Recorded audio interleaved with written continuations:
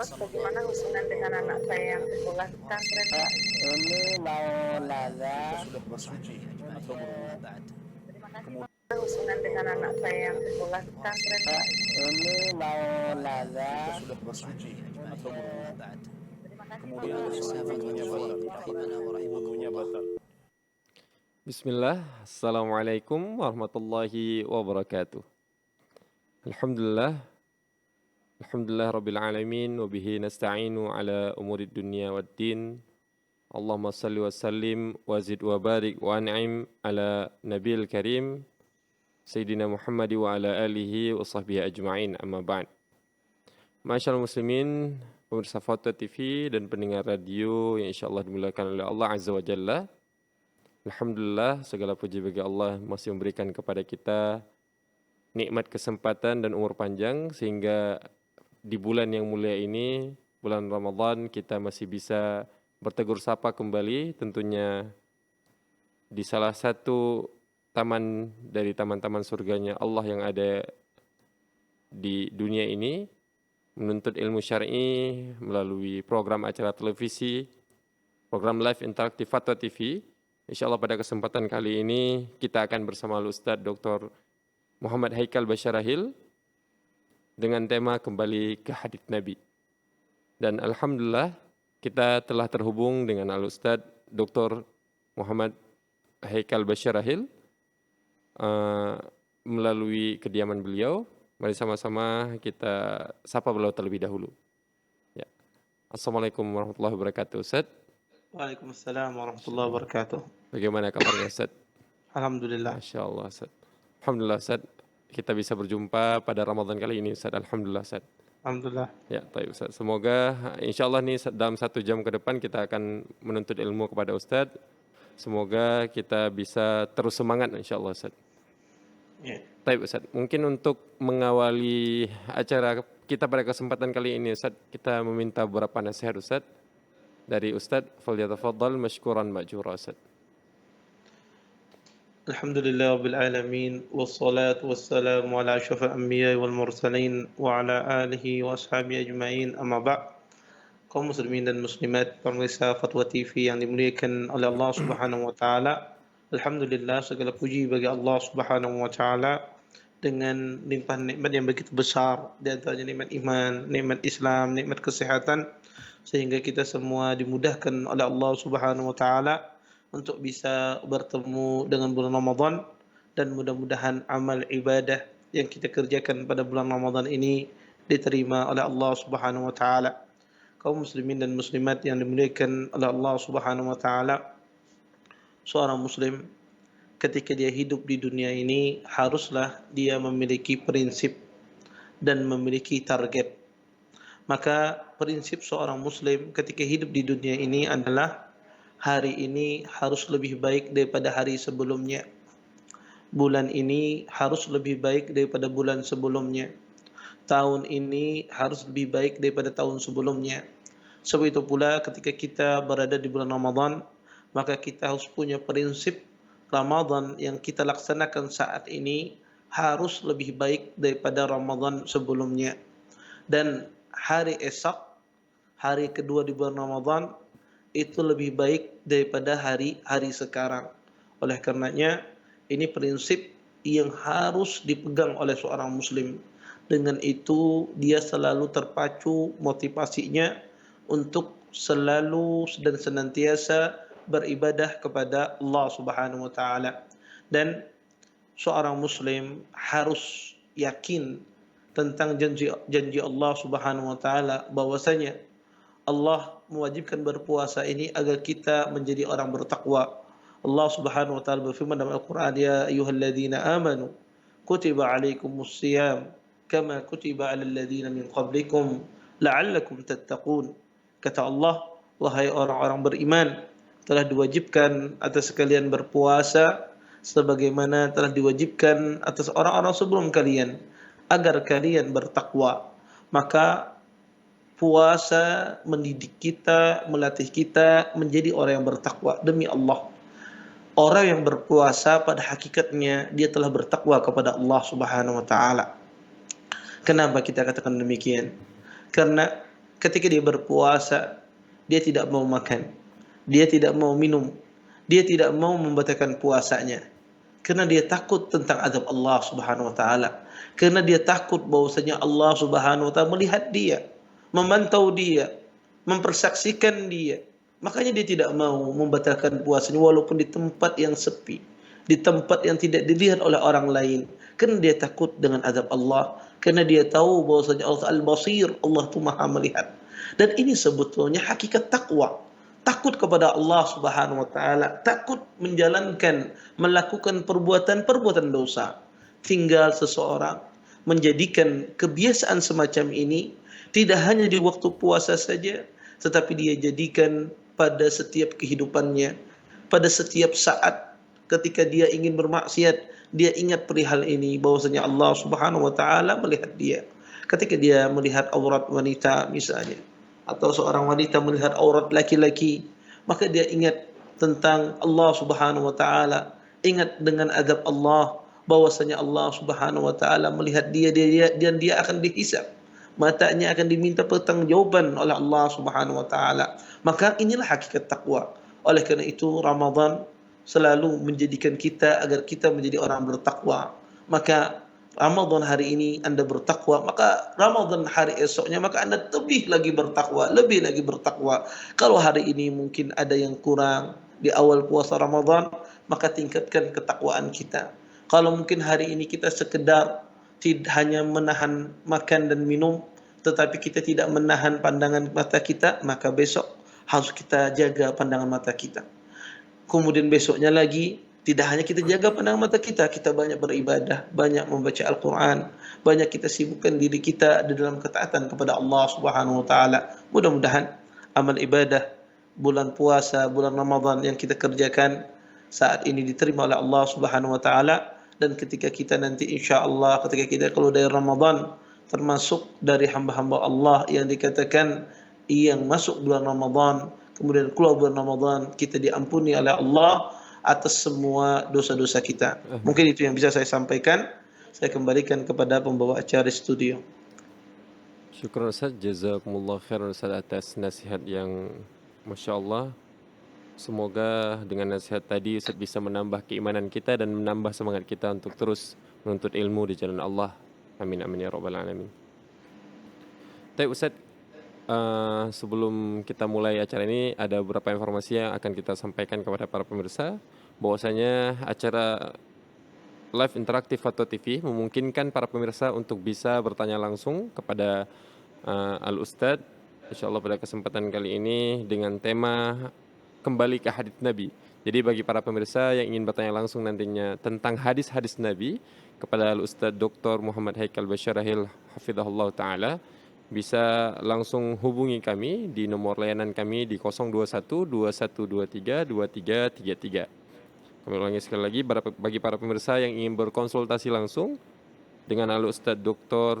Muhammad Haikal Basyarahil, bisa menghubungi layanan kami nantinya di nomor 021 2123 2333. Tapi perlu kami informasikan juga bahwasanya acara ini live interaktif Fatwa TV dengan tema kembali ke hadis Nabi, insya Allah akan tayang pada jam 16.00 selama waktu Indonesia bagian Barat selama Ramadan. Jadi ini pindahan dari jam 10.00 waktu Indonesia bagian Barat, dan insya Allah selama Ramadan kita akan tayang dan live melalui Fatwa TV pada jam 16.00 waktu Indonesia bagian Barat. Ya, kami juga ingin sampaikan bahwasanya acara ini juga bisa didengarkan melalui siaran radio yang terhimpun melalui RTVC, dan juga kami ingin menyampaikan bahwasanya kami juga mengajak kaum muslimin jamaah pemirsa Fatwa TV untuk bisa berjuang bersama kami melalui rekening aktif yang bisa Anda saksikan melalui layar kaca televisi para pemirsa semuanya. Ya.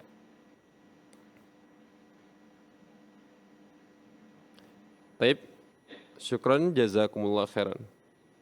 Taib Ustaz, kita akan mulai membacakan beberapa pertanyaan yang telah masuk di dewan redaksi kita Ustaz sembari menunggu penelpon masuk Ustaz ya. Ya, silahkan. Pertanyaan pertama Ustaz.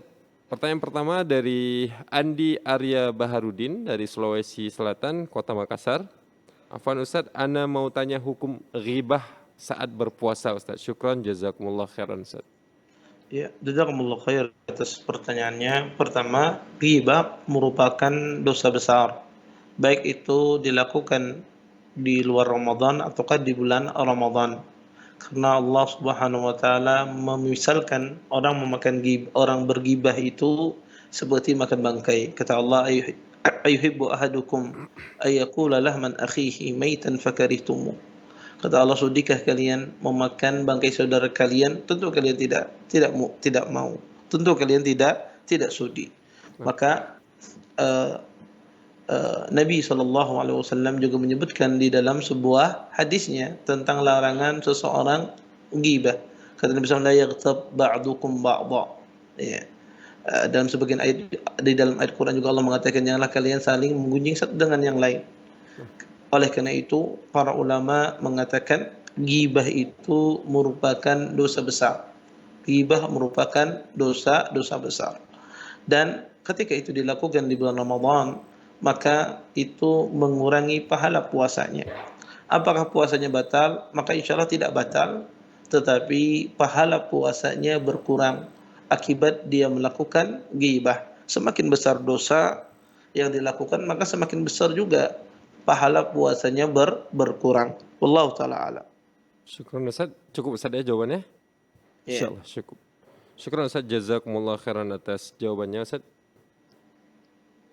Kita akan berpindah ke pertanyaan selanjutnya Ustaz.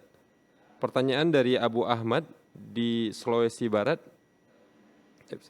Ketika bulan Ramadan kami begitu semangat dalam ternyata sudah ada penelpon yang masuk Ustaz. Kita dahulukan penelpon terlebih dahulu Ustaz ya. Ya, silakan. Ada penelpon dari hamba Allah di Jawa Timur. Assalamualaikum Fatwa TV. Waalaikumsalam warahmatullahi wabarakatuh.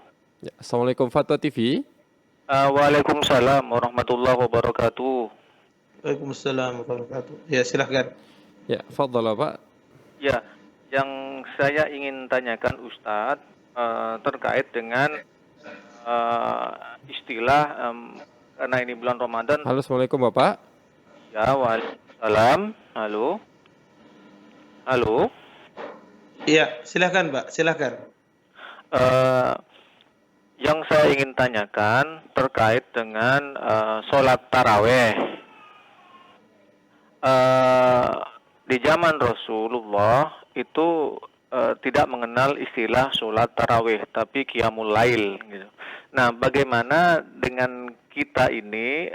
Sejak kapan ada istilah sholat taraweh? Nah, apakah kalau kita berniat dengan bacaan sholat taraweh, apakah itu termasuk dalam kategori bid'ah karena memang tidak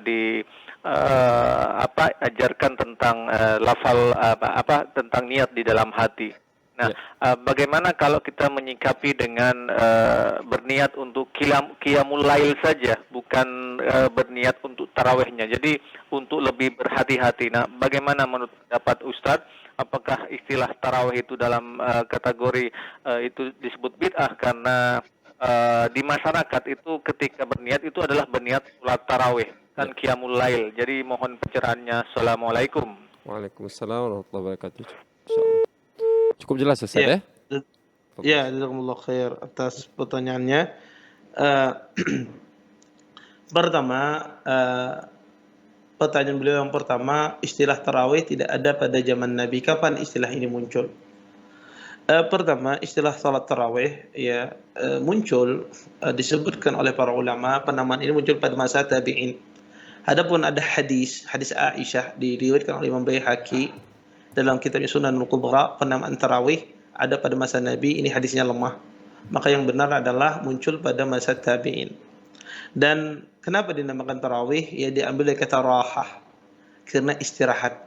Karena Nabi SAW dan sahabat dan orang setelahnya, mereka ketika sholat tarawih, sholatnya panjang. Ya, panjang bacaannya. kemudian panjang rukuknya, panjang sujudnya, sehingga membutuhkan adanya istirahat, sehingga setiap 4 rakaat mereka beristirahat. Maka dari perbuatan inilah disebutkan namanya tarawih, disebutkan istilahnya namanya tarawih. Baik. Apakah sholat tarawih sama dengan sholat qiyamul lail? Tentu berbeda. Tentu berbeda. Ada kesamaan dan ada perbedaannya. Apa itu perbedaannya? Di zaman Nabi tidak dinamakan qiyamul lail, tapi qiyam Ramadan. Ya, karena berdasarkan keumuman hadis Nabi, man qama ramadhana. Ya, barang siapa melaksanakan salat ya tarawih di bulan Ramadan, qiyam Ramadan, maka penamaannya qiyam Ramadan. Kembali kepada permasalahan tadi, apakah salat tarawih itu sama dengan salat malam? Tentu berbeda. Di sini ada umum dan khusus. Salat malam itu adalah sebuah salat yang dilakukan pada malam hari. Apa saja, semua salat yang dilakukan di malam hari itu disebut dengan qiyamul lail. Termasuk salat qabliyah maghrib atau ba'diyah maghrib. Tidak dimasukkan qiyamul lail kecuali salat isya dan salat maghrib. Adapun salat qabliyah isya, ba'diyah isya, qabliyah maghrib, ba'diyah maghrib itu dinamakan qiyamul lail. Karena dikatakan qiyamul lail itu dimulai dari terbenam matahari. Maka solat dilaksanakan dari terbenam matahari sampai terbit fajar, maka itulah disebut dengan qiyamul lail. Dari sini kita paham bahwasanya qiyamul lail itu nama dari semua solat yang dikerjakan di malam hari, maka disebut dengan qiyamul lail. Dikecualikan dari solat tersebut hanyalah solat maghrib dan solat isya. Maka solat witir itu bagian dari qiyamul lail. Solat tahajud itu bagian dari qiyamul lail. Salat tarawih itu bagian dari qiyamul lail. Salat ratibah, salat sunnah rawatib, ba'diyah atau qabliyah maghrib atau isya itu bagian dari qiyamul lail. Maka di sini ada umum dan khusus. Ini yang pertama. Kemudian yang kedua, qiyamul lail, ya. Qiyamul lail dari sisi waktu dimulai dari terbenam matahari. Adapun sholat tarawih dari sisi waktu disunnahkan dilaksanakan setelah melaksanakan sunnah ratibatul isya. Dilaksanakan setelah kita melaksanakan sholat sunnah ba'diyah isya, afdalnya. Ya. Maka para ulama mengatakan tidak dinamakan dia sholat tarawih kalau dia belum sholat isya. Walaupun isyanya sudah masuk tapi dia belum sholat isya, kemudian dia langsung tarawih, maka tidak dinamakan dia sholat tarawih karena waktunya setelah orang itu melaksanakan sholat isya. Nah, ini berbeda dari sisi waktu dengan qiyamul lail. Kemudian, ya, apakah boleh seseorang itu berniat bahwasanya dia ingin niat sholat qiyamul lail saja, tidak niat ingin sholat tarawih agar terhindar dari ini sesuatu yang baru?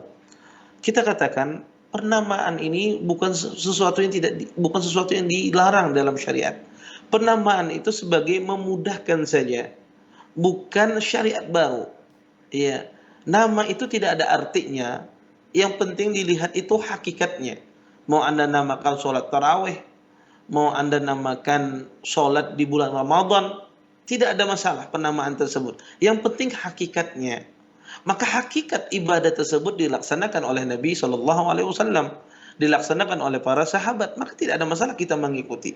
Adapun pemberian penamaan terhadap suatu masalah itu bukan sesuatu yang baru, bukan sesuatu perkara bid'ah yang dilarang. Makanya ada ilmu usul fiqh. Zaman Nabi mana ada ilmu usul fiqh? Tidak ada. Tapi sekedar pemberian nama ini untuk memudahkan.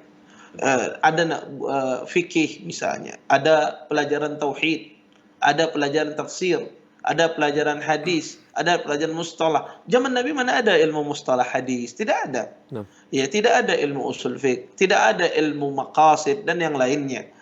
Tetapi kenapa dinamakan? Karena untuk memudahkan seseorang.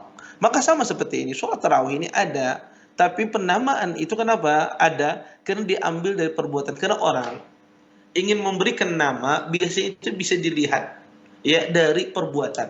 Maka dari perbuatannya maka diambillah itu nama. Ya. Maka para ulama mengatakan bahwasanya pemberian nama sholat tarawih ini bukan dari sesuatu yang bid'ah, ya, bukan dari sesuatu yang bid'ah, dan ini sebagaimana dikatakan oleh para ahlul ilm, la musyahata fil istilah. Istilahnya bermacam-macam, berbeda-beda, tapi hakikatnya sama, itu tidak ada masalah. Anda menamakan sholat tarawih, Anda menamakan qiyam Ramadan, atau Anda sendiri mau menamakan qiyamul lail, sholat tarawih, ini tidak ada masalah. Tetapi yang Anda maksudkan adalah ingin sholat tarawih di bulan Ramadan, maka itu tidak mengapa. Yang penting niat di hati, tujuannya adalah ingin sholat tarawih di bulan Ramadan. Walaupun Anda menamakan itu namanya qiyamul lail, tidak mengapa. Wallahu ta'ala. Insyaallah Ustaz. Syukran Ustaz, jazakumullah khairan Ustaz atas jawabannya. Insyaallah cukup padat jawabannya dan sangat jelas Ustaz. Dan kami ucapkan juga jazakumullah khairan kepada yang telah bertanya dan telah membersamai kita di acara kali ini. Tapi Ustaz, kita lanjutkan pertanyaan dari Dewan Redaksi kita. Ustaz, ada pertanyaan dari Abu Ahmad di Sulawesi Barat, Ustaz, Kabupaten Majene. Ketika bulan Ramadan, kami begitu semangat dalam beribadah, baca dan mentadaburi Al-Quran, perbanyak salat-salat sunnah dan amalan lain. Namun ketika selesai bulan Ramadan, semangat itu seolah-olah hilang. Bagaimana cara kita agar bisa tetap konsisten menjaga semangat ibadah kita di luar Ramadan? Syukran Ustaz, jazakumullah khairan Ustaz. Iya. Jazakumullah khair atas pertanyaannya. Maka ini tentu semua kita ya mengalami permasalahan hal yang semacam ini. Bagaimana bisa istiqamah ya dari Ramadan sampai keluar Ramadan terus istiqamah. Tentu pertama kali kita berdoa kepada Allah Subhanahu wa taala, meminta kepada Allah Subhanahu wa taala agar diberikan istiqamahan terus menerus sampai kita meninggal. Kemudian saya berdoa yang kedua adalah seseorang muslim membiasakan kebaikan tersebut di luar Ramadan. Makanya ketika kita terbiasa berpuasa di bulan Ramadan, maka lanjutkan kebiasaan itu dengan berpuasa 6 hari di bulan Syawal, berpuasa Senin Kamis misalnya, atau berpuasa 3 hari tiap bulan. Maka lanjutkan kebiasaan tersebut. Sebagaimana Nabi SAW beliau berpuasa 6 hari di bulan Syawal.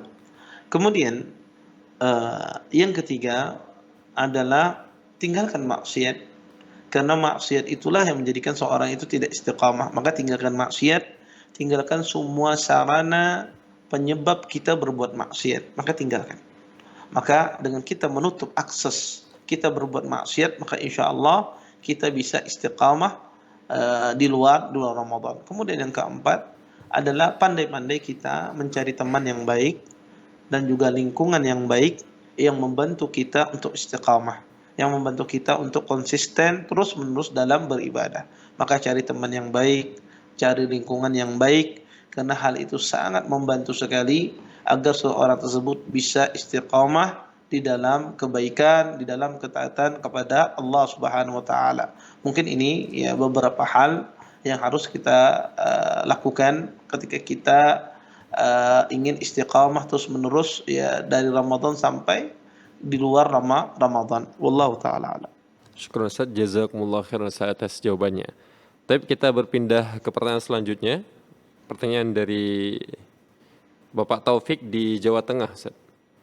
Bagaimana hukumnya berbekam pada saat berpuasa, Ustaz? Syukran, jazakumullah khairan. Jazakumullah khair atas pertanyaannya. Bagaimana hukum berbekam di waktu berpuasa?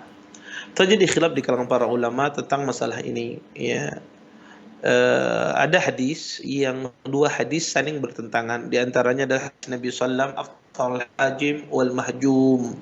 Kata Nabi telah berbuka orang yang membekam dan orang yang minta dibekam.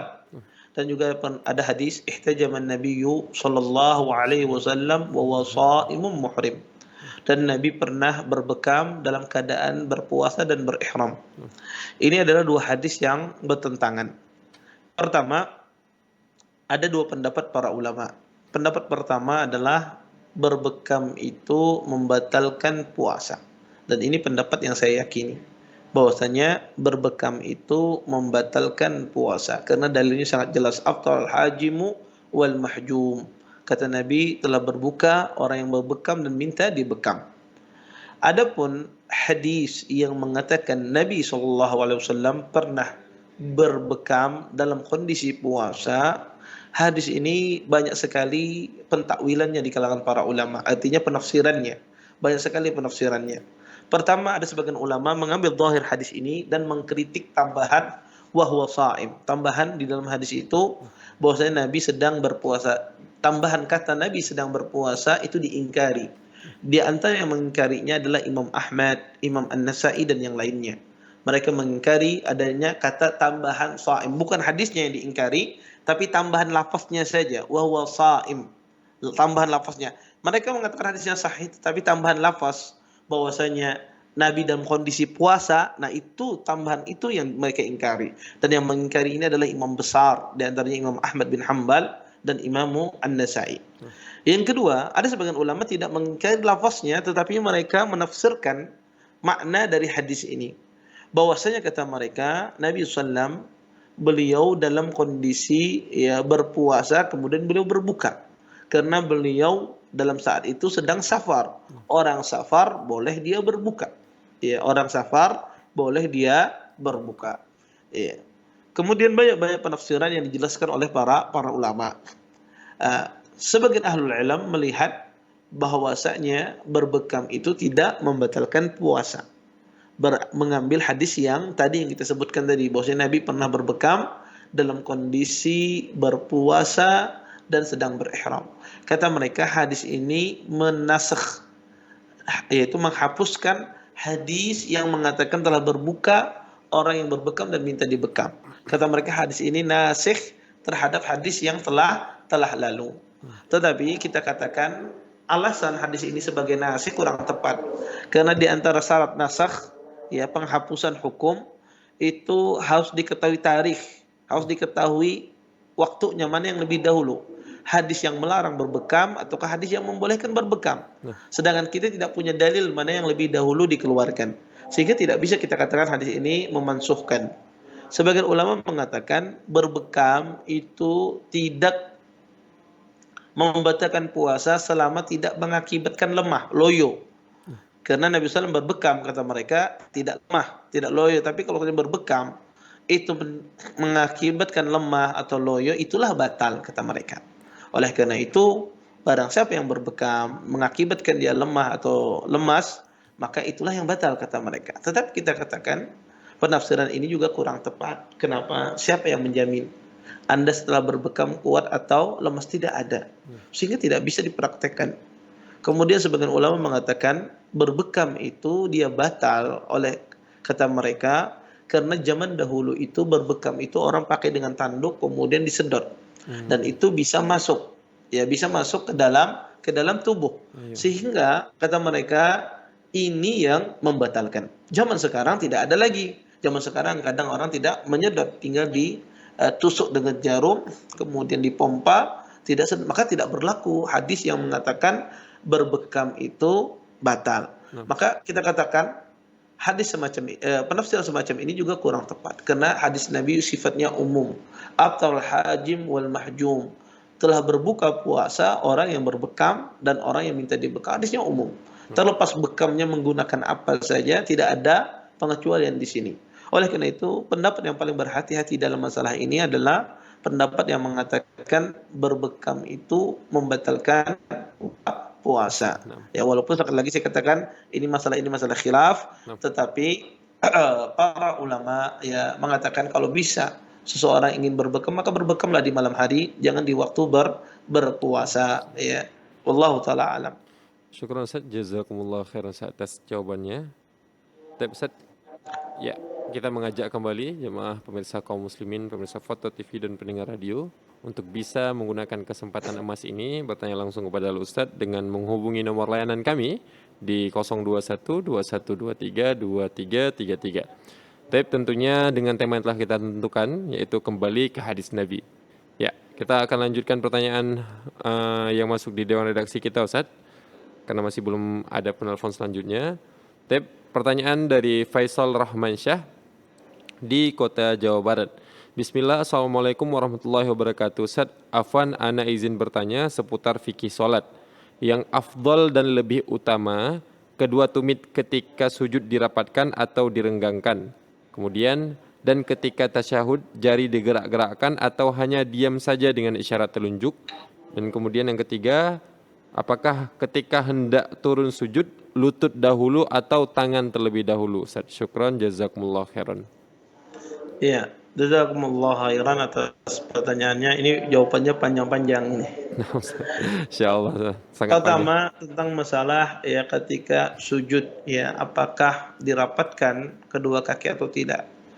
Riwayat yang merapatkan itu riwayatnya lemah ya, riwayatnya lemah yang disuruh merapatkan.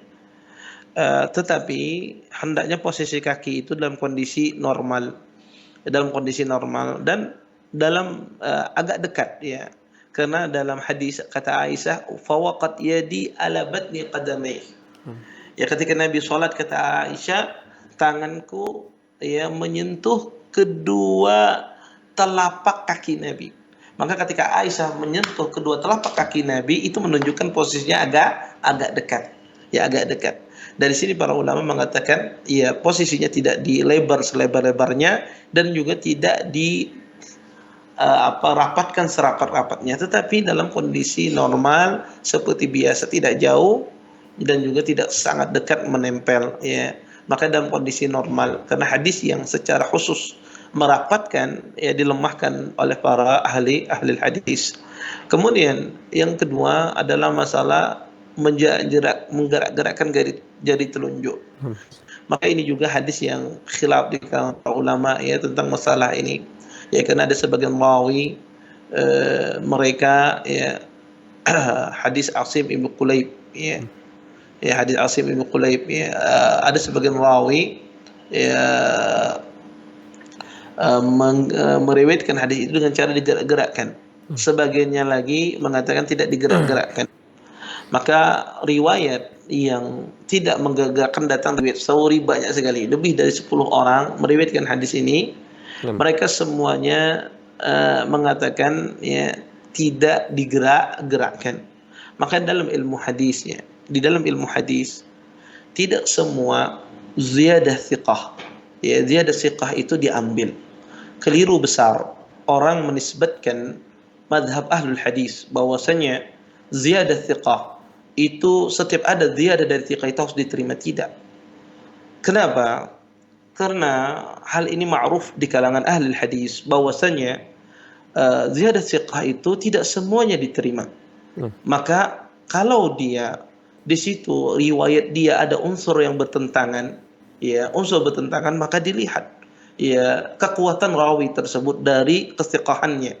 Maka dilihat kekuatan rawi tersebut. Makanya Ibnu Salah di dalam mustalah ya bahwasanya model ya rawi itu kadang rawi hadis itu kadang meriwayatkan hadis, ada rawi itu ikhtisar, meringkas, ada yang tidak meringkas. Maka kata para ulama kalau dalam bab meringkas dan tidak meringkas ini tidak ada masalah. Atau tambahan, adanya meriwayatkan tambahan yang tidak bertentangan, maka ini tidak mengapa ulama hadis sepakat ini diterima. Ini dia ada thiqah, ini diterima. Tapi ketika dia meriwayatkan hadis riwayat yang bertentangan, ada seorang rawi thiqah meriwayatkan hadis dengan riwayat bertentangan, maka ini dilihat mana yang lebih kuat dari dua ini, dan ini sepakat ulama hadis. Dan model yang ketiga, dan ini model yang banyak khilaf di kalangan para ulama, adalah seorang rawi meriwayatkan hadis, kemudian rawi lain juga meriwayatkan hadis, yang satu rawi ini meriwayatkan hadisnya secara mutlak dan ini meriwayatkan secara muqayyad, mentakyid terhadap mutlak, atau yang ini meriwayatkan hadis secara am, ya, secara umum, dan ini ada yang mentaksis hadis ini. Maka disinilah khilaf para ulama. Maka yang rajih ini dikembalikan kepada qara'in. Kepada qara'in, bukan diterima langsung, tapi dilihat qara'in. Qara'in itu adalah tanda mana hadisnya yang diambil, mana hadisnya yang ditinggalkan, mana hadisnya yang dihukumi syadz, mana yang tidak. Maka ini dari qara'in. Dan inilah tatbiqul a'immah. Maka kalau kita lihat realita a'immatul hadis, kita bisa buka ya Ad-Daruqutni, ya banyak sekali dalam contoh-contoh, kemudian di dalam Ilal Abi Hatim ya. Maka banyak sekali ya contoh-contoh para ulama, praktek mereka tidak semua ziyadah thiqah ketika meriwayatkan hadis dengan model yang saya sebutkan tadi, adanya bertentangan ya, atau mentakyid terhadap yang mutlak, atau mentaksis terhadap suatu yang umum, maka itu dilihat qara'in. Dilihat qara'innya. Qara'in ini seperti apa? Qara'in itu adalah penguatnya, yang mana dikuatkan riwayatnya. Dan termasuk di dalam hadis menggerakkan jari ini, maka dilihat qarinahnya. Ya, maka dilihat qarinahnya. Dan inilah mazhab ahlul hadis, ya, mazhab ulama al-mutaqaddimin di dalam masalah ini. Kebanyakan ulama demikian. Kemudian yang ketiga adalah di dalam masalah yang ditanyakan tadi, masalah ketika turun sujud, ya, apa yang didahulukan? Ketika seorang turun sujud itu apa yang didahulukan? Apakah lutut dia ya mendahulukan tangan ataukah kedua lututnya? Pertama, kedua hadis yang mendahulukan lutut, mendahulukan tangan, kedua hadisnya adalah hadis yang lemah. Pertama yang mendahulukan ya bahwasanya lutut sebelum tangan, maka hadisnya lemah. Datang dari hadis Wa'il ibn Hujr radhiyallahu taala anhu, kata Wa'il, ra'aitu an-nabiyya sallallahu alaihi wasallam idza sajada wada'a rukbatayhi qabla yadayhi wa idza nahadha rafa'a yadayhi qabla rukbatayhi. Dari Wa'il ibn Hujr radhiyallahu taala anhu, beliau mengatakan, saya melihat Nabi sallallahu alaihi wasallam jika beliau sujud, beliau meletakkan kedua lutut beliau sebelum kedua tangan beliau. Dan jika beliau bangkit dari sujud beliau, beliau mengangkat kedua tangan beliau sebelum kedua lutut beliau. Hadis ini dinilai oleh para ulama hadis yang mungkar. Kenapa? Karena di dalam sanadnya ada Syarik Ibn Abdullah An-Nakhai. Dia tafarrud di dalam hadis ini. Ya, dia meriwayatkan hadis ini dari Asim. Ya, Asim meriwayatkan hadis ini dari bapaknya, dari Wa'il ibni Hujur. Sesungguhnya ada 20 rawi ya yang meriwayatkan hadis ini selain Syarik, meriwayatkan dari Asim, tidak menyebutkan seperti yang disebutkan oleh Syarik ya.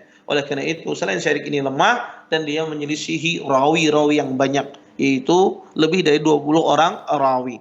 Kemudian banyak hadis-hadis yang mendahulukan kedua tangan sebelum kedua lutut, ya, sebelum kedua tangan, tapi semua hadis-hadisnya adalah hadis yang lemah, ya, hadis Ibnu Umar dan hadis-hadis yang lainnya. Adapun hadis yang mengatakan bahwasanya kita disunnahkan mendahulukan ya kedua tangan kita sebelum lutut, di antaranya hadis Abu Hurairah, hadis yang masyhur, juga hadis yang lemah. Kata Abu Hurairah, qala Rasulullah sallallahu alaihi wasallam, idza sajada ahadukum fala yabruku kama yabrukul jamal wal yadha yadayhi summa rukbatayhi.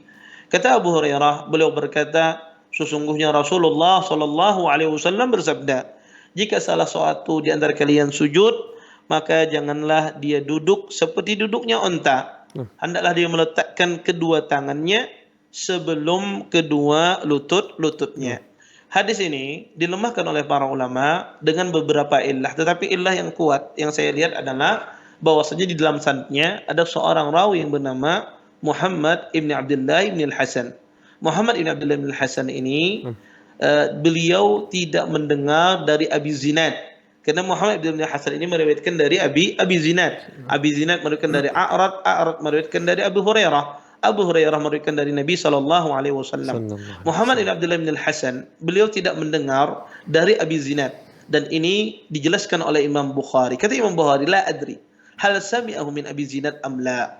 Kata Imam Bukhari, saya tidak tahu apakah Muhammad ibn Abdullah al-Hasan ini mendengar dari Abi Zinad apa tidak. Dan juga Muhammad ibn al-Hasan ini tafarrud sendirian meriwayatkan hadis. Orang yang semacam ini tafarrudnya tidak diterima. Ya, tafarrudnya tidak diterima karena dia tidak diketahui apakah mendengar dari Abi Zinad, dan dia sendirian dalam meriwayatkan hadis. Oleh karena itu hadis ini dilemahkan oleh sebagian ahlul ilm. Intinya ketika kita turun dari sujud, dari ruku, dari i'tidal mau sujud, maka silahkan mendahulukan kedua lutut, silahkan mendahulukan kedua tangan, silahkan. Tidak ada dalil yang sahih dalam masalah ini, maka kedua-duanya boleh. Bagi yang mudah mendahulukan lututnya maka silahkan, bagi yang mudah mendahulukan kedua tangannya maka silahkan. Wallahu a'lam. Masya Allah, Ustaz. Syukran Ustaz, jazakumullah khairan Ustaz atas jawabannya. Ya, kita akan melanjutkan pertanyaannya Ustaz, karena sepertinya belum ada penelpon juga yang masuk Ustaz. karena masih ada waktu, tapi kita akan berlanjut. Ya, sebelumnya kita ingin menginformasikan kepada pemirsa Fatwa TV dan pendengar radio yang dimanapun Anda berada. Kami mengajak para pemirsa Fatwa TV dan pendengar radio untuk bisa berkontribusi dalam dakwah ini melalui rekening aktif yang bisa Anda saksikan di layar kaca televisi Anda semuanya. Syukran, jazakumullah khairan. Baik. Pertanyaan selanjutnya Ustaz dari Jawa Tengah, Ustaz Kabupaten Sukoharjo, yang bertanya bernama Zulaikha. Bismillah, Assalamualaikum warahmatullahi wabarakatuh. Ustaz, izin bertanya. Waalaikumsalam warahmatullahi wabarakatuh. Silahkan. Ya, perihal seputar sholat. Bagaimana jika ketika sholat melupakan satu rakaat? Apakah langsung diganti satu rakaat dan sujud sahwi? Kemudian yang kedua, jika melupakan tasyahud awal Ustaz, apa yang harus dilakukan? Syukran Ustaz, jazakumullah khairan. Baik. Jazakallah khairan atas pertanyaannya. Kalau seandainya dia kelupaan satu rakaat, ketinggalan satu rakaat, maka tambah satu rakaat, kemudian sujud sahwi. Boleh sujud sahwi sebelum salam, boleh setelah salam. Tapi para ulama mengatakan kalau naqs, kalau kurang, afdalnya sebelum salam. Kemudian kalau seandainya yang ketinggalan itu ada tasyahud awal, maka cukup dia ganti dengan sujud sahwi saja. Ya, kalau seandainya yang ketinggalan itu adalah tasyahud awal, cukup dia ganti dengan sujud sahwi sebelum salam. Ya. Boleh juga dilakukan sujud sahwinya setelah salam, tapi lebih baik dilakukan sebelum salam. Wallahu a'lam. Syukran Ustaz, jazakumullah khairan atas jawabannya. Pertanyaan selanjutnya Ustaz dari hamba Allah di Tasikmalaya Ustaz. Assalamualaikum warahmatullahi wabarakatuh. Ustaz, saya memiliki kebiasaan menstruasi 7 hari. Lalu hari ke-8 sehabis zuhur mandi wajib karena paginya terkadang masih ada flek yang keluar.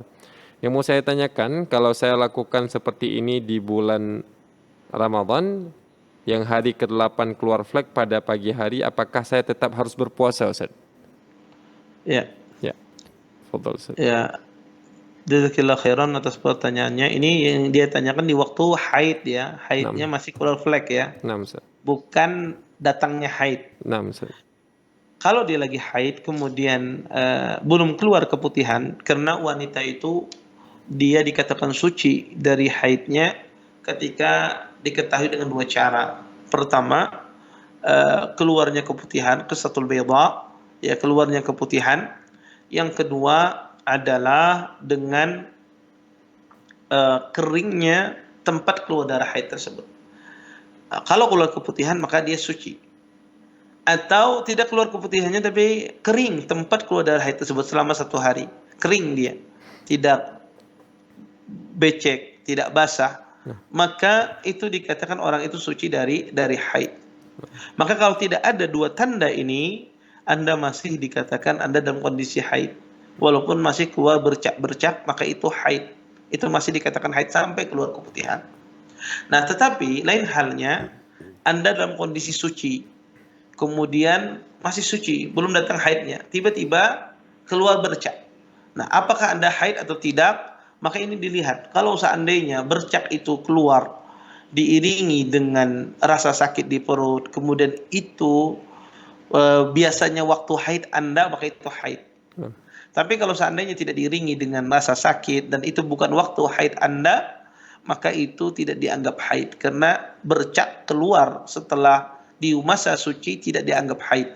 Bercak keluar di masa suci itu tidak dianggap haid sampai betul-betul keluar darah haid. Tetapi kalau bercak ya masih berlangsung di masa haid dianggap haid. Bercak jika masih keluar di masa haid maka dianggap haid sampai keluar namanya keputihan. Wallahu a'lam. Syukran Ustaz, jazakumullah khairan Ustaz atas jawabannya. Insyaallah Ustaz.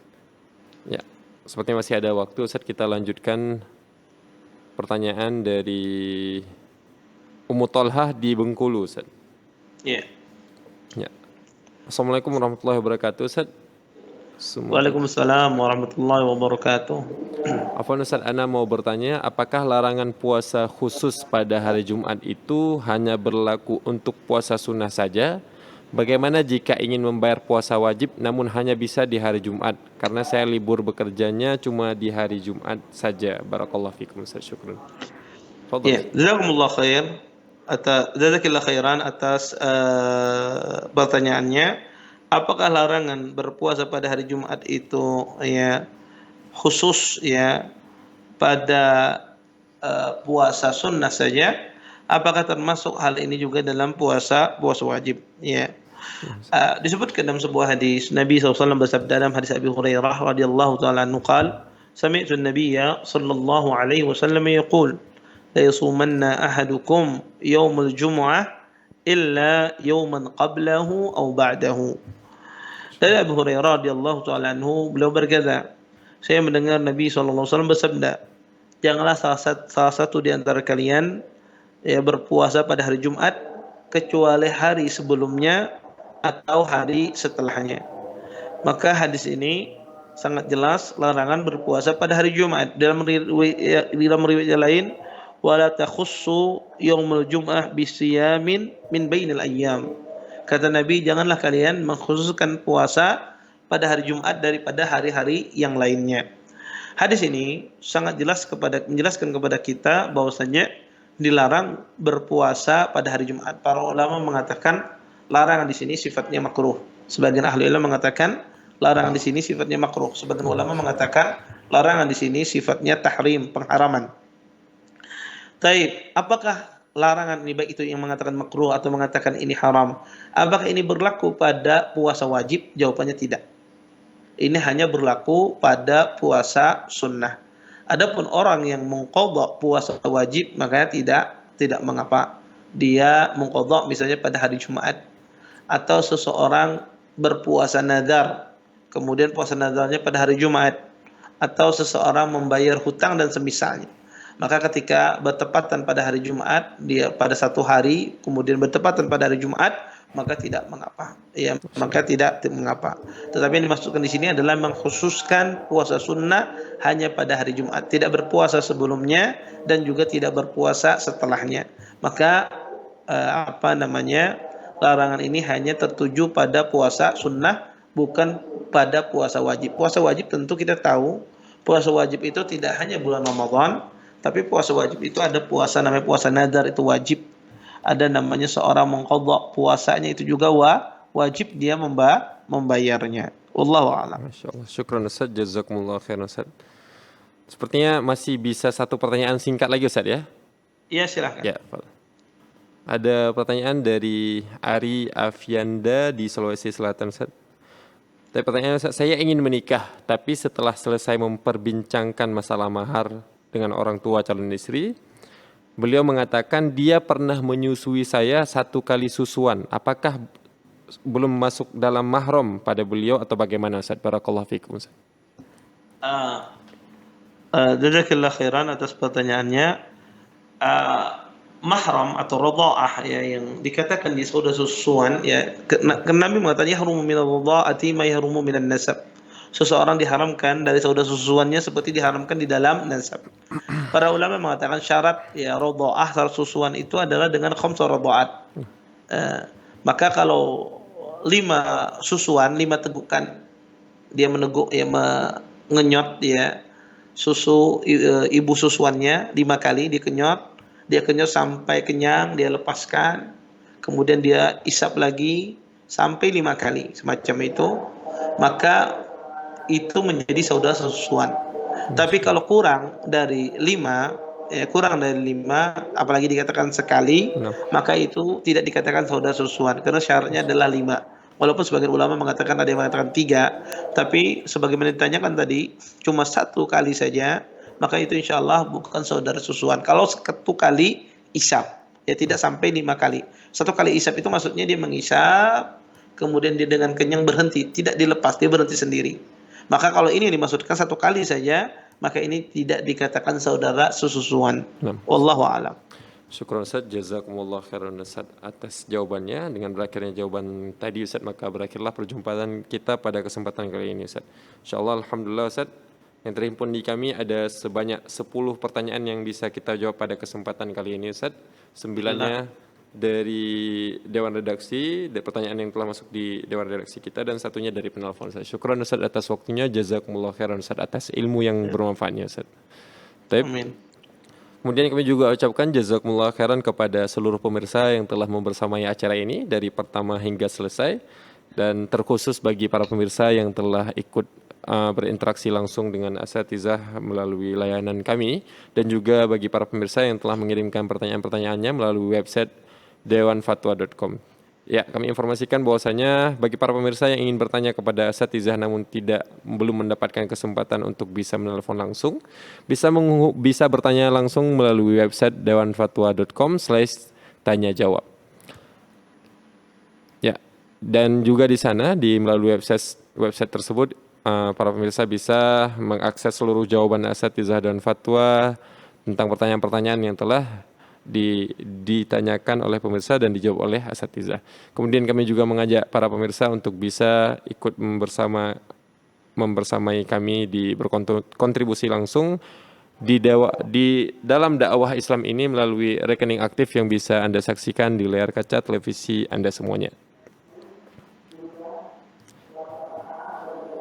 Taib, syukran, jazakumullah khairan. Saya mewakili seluruh kerabat kerja yang bertugas pamit undur diri. Wassallallahu ala sayyidina Muhammad. Assalamualaikum warahmatullahi wabarakatuh. Terus bagaimana hubungan dengan anak saya yang sekolah di pesantren, Pak? Ini mau nanya. Sudah bersuci atau belum? Terima kasih, Kemudian Bapak. bersentuhan dengan suami, wudunya